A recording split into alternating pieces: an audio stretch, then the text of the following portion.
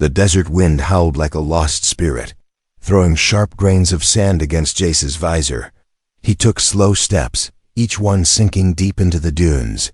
The sun above was harsh, burning the world below with no mercy. Jace had been walking for hours, searching for signs of old alien ruins, but he had found nothing. Just when he was about to give up, his scanner beeped softly. He stopped, stared at the small screen, and looked around. There was nothing but sand miles and miles of dry silence, but the scanner pulsed again, stronger this time, and pointed slightly to the left. He moved toward the signal, his boots crunching over the dunes. Then he saw something pale and strange sticking out of the ground. It looked like a hand, a delicate one, fingers frozen mid-reach. Jace dropped to his knees and began digging, fast and careful. The sand was dry and soft, but it fought him like it didn't want to let go. After a few minutes, more of the figure appeared. It was a girl, alien for sure. Her skin was pale blue, her eyes shut, her clothes ancient and torn. She wasn't breathing, not moving, not warm. She looked dead, completely gone. But something in Jace's chest told him not to leave her there. He checked her for a pulse, nothing.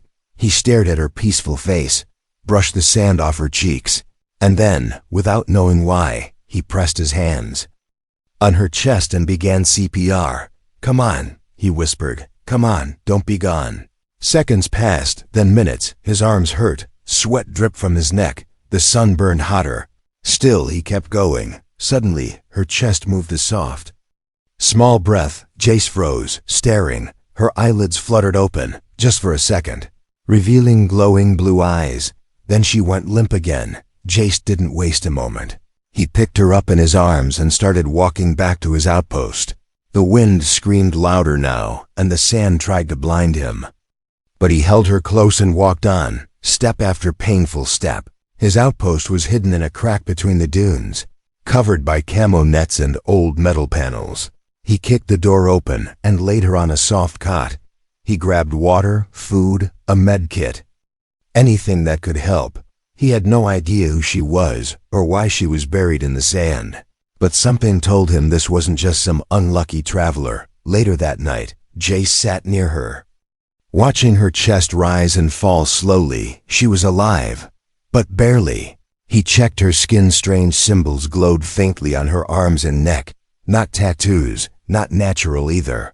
Some kind of ancient language maybe. He turned on his communicator and tried to contact Earth Command. No answer, just static. He tried again, waited.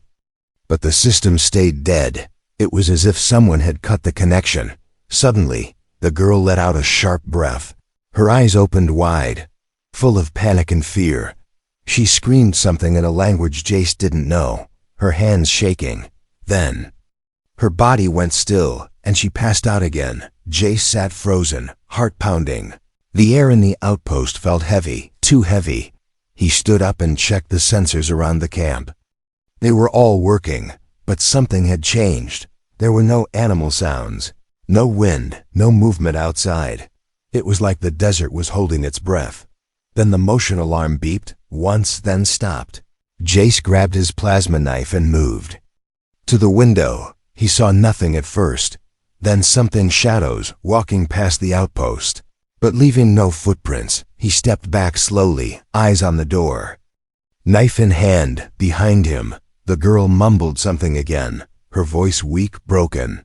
He turned toward her, and she whispered one word, just one, in slow, rough English. "Run." Jace's breath caught in his throat. What had he just brought back to life? And what was already out there in the sand, waiting for her to wake up fully? The moment Jace opened his eyes, he knew something was wrong. The air felt colder. Though the desert outside should still be burning, the strange girl was gone from the cot, and her blankets lay twisted on the floor like she'd torn them apart in a panic. He jumped to his feet and grabbed his scanner, but it only flashed red and went dead. No signal, no power, no answers. He checked outside the outpost, heart racing. The sand around the entrance was disturbed, light steps, like someone running barefoot. He followed the faint trail over the dunes, each step quick and quiet. The night sky above him was dark purple, and the stars blinked like they were watching. He didn't say a word, not even to himself. Afraid something else might hear. Half an hour passed before he saw her. She was standing still near the ruins of a half-buried structure. Her back to him, the broken columns and collapsed stone suggested something ancient and holy. Jace approached. Slowly, calling out, but she didn't turn. She was whispering, voice low and shaking. As if someone else was listening inside her head, he stepped closer, reaching out. And the moment he touched her shoulder, she turned with eyes wide and afraid. Her lips moved fast in her language, hands waving as if warning him. Then she spoke. English again, soft and scared. They are near, before Jace could ask who. A wind rose, hard and sudden, blasting sand into the air. Out of that storm came shapes, tall figures in cloaks. Faces hidden behind metal masks. They surrounded the ruins in silence, each holding a long silver staff that crackled with blue light. Jace stepped in front of the girl, holding his plasma knife tight in one hand. He didn't care what they were. No one was taking her again. One of the cloaked figures stepped forward and raised his staff. He pointed at the girl and spoke in a deep voice that made the stones tremble.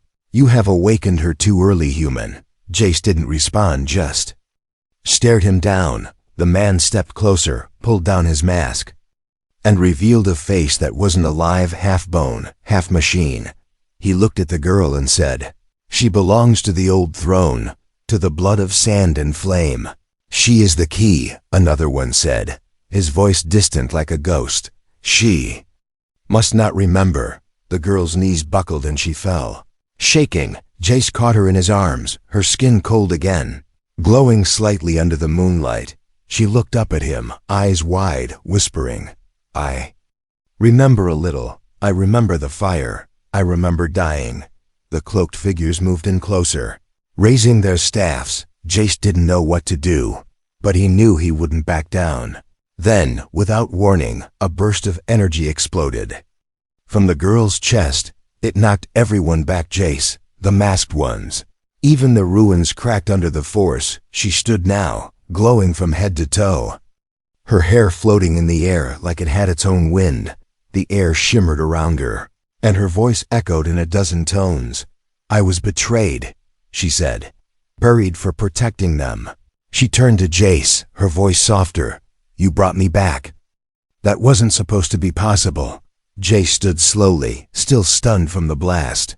She looked at him with a mix of confusion and something like fear. "Your blood," she said. "It touched mine. That's why I returned." Jace wanted to ask more, but the ground beneath them trembled. The cloaked figures were not gone. They were rising again. Slower now, angrier. The girl grabbed his hand and pulled him toward the broken structure. "This way," she said. "We don't have much time." They ran together through a narrow passage that led underground, deeper than Jace expected. As the path twisted down, the walls changed. Smooth metal replaced stone. Glowing veins ran along the floor like circuits. The deeper they went, the more Jace realized this was not a ruin. It was something still alive, something ancient and waiting. At last, they reached a chamber with floating orbs, lights dancing in slow circles above a pool of shimmering liquid. The girl dropped to her knees, breathing hard. "This place remembers me," she said quietly. "It remembers my heart." Jace looked down at her, his mind full of questions. But only one thing mattered now. Who was she really? And what had he just brought back into a world that had clearly tried to bury her forever? A hand reached out from the black pool and grabbed Jace's arm. He gasped and pulled back, only to realize it wasn't real. The shimmering liquid in front of him rippled with images, like it was showing memories instead of water. He stared into it and saw a battlefield, a burning city under two moons. At the center of the chaos stood the girl, Alara, with a glowing spear in her hand and blood dripping down her face. Jace stepped back from the pool, heart pounding.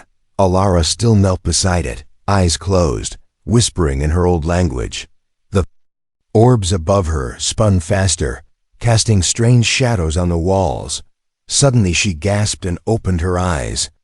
"They know we're here," she said, her voice low. "We have to keep moving." Jace helped her up, but her legs shook under her. He saw her skin flash with light again, those strange symbols glowing and fading in rhythm with her breath. He realized something else, too. The walls of the chamber were watching them, not with eyes, but with old machines that clicked and turned slowly, like they were waking up after centuries of sleep. They moved deeper through the underground structure. Every turn led them to more signs of a lost world, statues covered in dust, doors that opened on their own, and strange writings that lit up when Alara passed. Jace began to understand. This place wasn't just old. It had been built by her people, and maybe even for her. Alara stopped at a large door that pulsed softly. She pressed her palm against it, and it opened with a heavy sigh. Inside was a round room, walls covered with glowing threads of light. And in the center was a stone table with carvings too perfect to be made by hand. "This is where I died," she said quietly. Jace stared at her, unsure what to say. She touched the edge of the table and closed her eyes again. "I was brought here in chains," she whispered. "They feared what I had become. I refused to lead their war, so they ended me." Jace took a step closer. "But you came back," he said. "You're not dead anymore." Alara looked at him, her face tired, her eyes too deep for someone who looked so young. "I came back because of you," she said. "Your blood. It carries something from before, something ancient, something lost." Before Jace could answer, a loud hum filled the room. Lights on the walls turned red, and the ground trembled beneath them. "They've found us," she said, grabbing his hand again. From the entrance, cloaked shapes began to appear, stepping out of the walls like ghosts becoming real. Jace pulled out his plasma knife, but Alara raised her hand and stepped forward. One of the figures stopped and pulled back his hood. This one was different. No mask, no wires. Just a face that looked too perfect, like carved from stone. His voice echoed like music and thunder at once. "Alara of the Burning Star," he said. "You were not supposed to return. You broke the seal of silence." Alara stood tall now, her voice steady. "I was betrayed," she said. "You buried me alive and called it peace." The figure frowned, his eyes glowing. "You were too powerful," he said. "Too human." Jace blinked at the word human. He looked at Alara, confused, but she didn't turn to him. She kept her eyes on the enemy. "You feared me because I was different," she said. "But now I'm awake." She raised her arm, and the table behind her lifted off the ground, floating with a soft light. From it, a map appeared in the airlines of stars, roots, and symbols Jace couldn't read. But Alara could. She looked at him and said, "There's a place called the Core.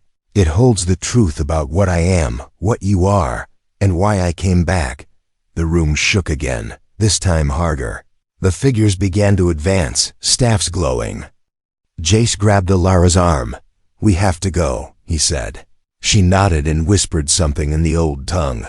A doorway opened behind the floating map, light pouring out of it like a sunrise trapped in a tunnel. They ran through it as the enemy charged, blasts of light hitting the walls around them.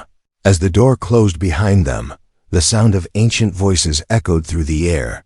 Jace and Alara kept running down the glowing hallway. She turned to him once and said, "If we reach the Core, you'll know everything." Jace didn't answer. He just held on tighter to her hand. Whatever she was, whatever this was, he wasn't letting go. Not now. Not ever. Asterisk. The tunnel spit them out into a world that shouldn't exist beneath sand. Jace fell to his knees, gasping at the sight before him. Above them stretched a sky made of glass, showing stars they couldn't see from the surface. Strange metal trees glowed with pulsing light, and rivers of silver flowed across black stone roads. It looked like a city buried under the desert, perfectly preserved. Waiting for someone to return, Alara stood silently beside him, her breath shallow. She stared at the sky dome, then slowly stepped forward. Her footsteps echoed. Though the space around them was vast and quiet, Jace followed, eyes wide. his hand still near his plasma knife. He didn't know if this place was safe or just pretending to be. Alara led him through the empty city, turning corners like she knew the way. "Where are we?" he asked softly. She didn't answer at first, then stopped and looked over her shoulder.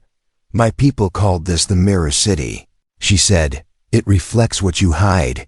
Jace didn't know what that meant, but he kept walking. As they moved, mirrors appeared along the wall's smooth glass surfaces that showed not their reflections, but memories. He saw his younger self as a child, scared and crying during the earthquake war. He looked away, but the mirror followed him, still showing the broken boy he used to be. Alara's face grew tense as she passed another mirror. It showed her standing alone in a throne room, surrounded by voices shouting in a language long dead. Her head was lowered, and behind her, 2 guards aimed weapons at her back. She flinched and turned away, whispering, "This place remembers too much." They finally reached a tall building with open doors made of white stone. A platform rose in the center, glowing with soft blue light. "This is where I woke," she sighed, placing her hand on the platform. The first time, Jay stepped closer, watching the lights shift under her fingers. The room dimmed, and a voice filled the air, not human. Not hers, something older. "Core activation denied," the voice said. "Bloodline incomplete." Alara looked at Jace, her eyes full of quiet panic. "It needs you," she said. "You touched my blood, remember?" Jace hesitated, then stepped forward and placed his hand beside hers. The light flared and the voice returned, softer this time. "Blood match detected," it said. Initiating memory sync. Jace's vision went black. He found himself floating in darkness, but not alone. He saw her Alara standing in front of a giant gate, screaming as it closed behind her on the other side. Her people bowed to someone else, a man in gold armor with dead eyes. Jace realized this was her last moment before death. She had been sacrificed to keep someone else in power.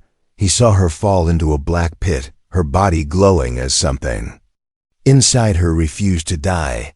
Then he saw another image himself, years later, walking across the sand, reaching for her buried hand, not knowing what it meant. The visions ended and the light returned. He gasped, stumbling back. Alara caught him, her face pale and shaking. "You saw it," she said. "You saw how they ended me." Jace nodded slowly. Too stunned to speak, the platform rose slowly, revealing a hidden path beneath it. Stairs made of light that led deeper underground.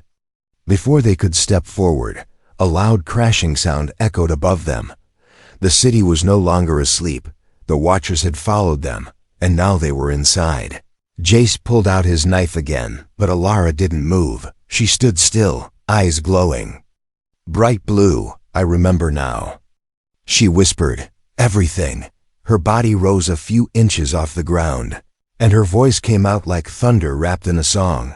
"I was born to protect, not destroy," she said. "But they made me into a weapon, and now I will break the chain." A shockwave exploded from her chest, shaking the entire building. Outside, metal trees shattered, and mirrors cracked with a scream. Jay shielded his face, staring at her in awe. This wasn't the same girl he had dug out of the sand. She had become something else. The glow faded, and she dropped to her knees, weak and trembling. He ran to her and caught her before she fell. "I'm okay," she whispered, "but I won't be for long. We have to reach the core," she said, "before they find a way to stop us again." Jace helped her up, looking down at the stairs of light. Neither of them knew what waited below, but the city above was no longer safe, and time was running out. They stepped onto the stairs together, disappearing into the light.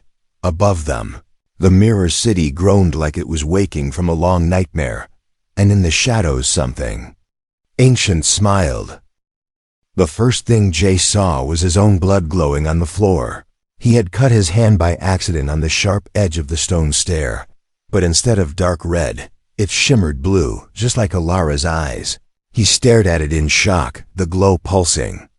Softly, like it was alive, Alara knelt beside him and touched the blood with shaking fingers. "It's true," she whispered. "You carry the old light." Jace didn't understand, but her expression was clear. This changed everything. The stairs had led them into a wide circular room, deeper than anything they'd seen. Strange machines floated in the air like sleeping ghosts. The walls curved like the inside of a heart, glowing in slow waves of silver and blue. At the center was a tall, narrow pedestal, and above it hovered a crystal that hummed like it was. Breathing, Alara walked toward it slowly, the light of the crystal dancing over her skin. "This is the heart core," she said softly. "The last truth." Jace stepped beside her, watching the machines begin to wake one by one. One of them floated near and spoke in a calm, emotionless voice. Bloodlink confirmed. It said, "One bearer, one key." Alara looked at Jace, her voice shaking. "We have to link," she said. "It's the only way." He didn't know what that meant, but nodded anyway. She reached out her hand, and he took it. The moment their fingers touched, a shock passed through both of them. The crystal flared bright, filling the room with a blinding light. Jace closed his eyes, but his mind opened. He saw thousands of years in seconds, a world full of Alara's people-bright cities, floating towers, golden skies, and then war, betrayal, a hunger for power. Alara had been born, not just as a princess, but as a guardian of something deeper, a power that chose its host not by blood, but by will. She had refused to lead her people into war, and for that, they had erased her, buried her under sand and silence. Until Jace's blood touched her resting place and woke her heart again, the vision faded, and the light around them dimmed. Jace gasped, falling to one knee. His head pounded, but now he understood. He wasn't just human anymore, he was part of something older. The machines floated closer, scanning them both. Then the voice returned. "Link established," it said. "Access granted." The pedestal opened, revealing a small black sphere. Alara picked it up carefully, holding it like it was fragile. "This is the seed," she said. "It can heal, or it can destroy. Once, it gave our people power over the stars, but in the wrong hands." A sudden explosion shook the chamber. Dust rained from the ceiling, and warning lights flashed red. "They're here," Jace said, grabbing her arm. The Watchers had found them again, and this time, they weren't coming to talk. Doors burst open, and the first wave entered, more cloaked soldiers, their staffs crackling with energy. Alara clutched the black sphere and stepped forward, her voice steady. "I won't run again," she said. Jace raised his knife, ready to fight beside her, but before they could strike, something unexpected happened. The attackers stopped mid-step, staring at Jace. One of them lowered his weapon and spoke in a strange tongue. Then, in rough English, he said, "He carries the ancient blood." Another voice behind them shouted, "He is not the enemy. He is the balance." The room went still, as if the machines themselves were confused. Alara looked at Jace with wide eyes. "I thought I was the key," she whispered, "but maybe you were always part of it too." The lead soldier knelt slowly, then pointed toward the tunnel behind him. "They are coming," he said, "the real threat." Jace didn't understand, but Alara did. "They fear not me, but what follows," she said. "Something worse is waking." She turned to Jace, placed the seed in his hand, and said quietly, "We need to reach the star chamber. It's the only place where this can be used safely." More tremors rocked the ground beneath them, and the lights above flickered. There was no more time for questions. Jace took her hand again, and together they ran down the final passage. Behind them, the old city began to fall apart, and from the broken tunnels, something ancient and hungry began to rise. The walls were bleeding light. Jace ran through the collapsing corridor, the black sphere pressed tight to his chest.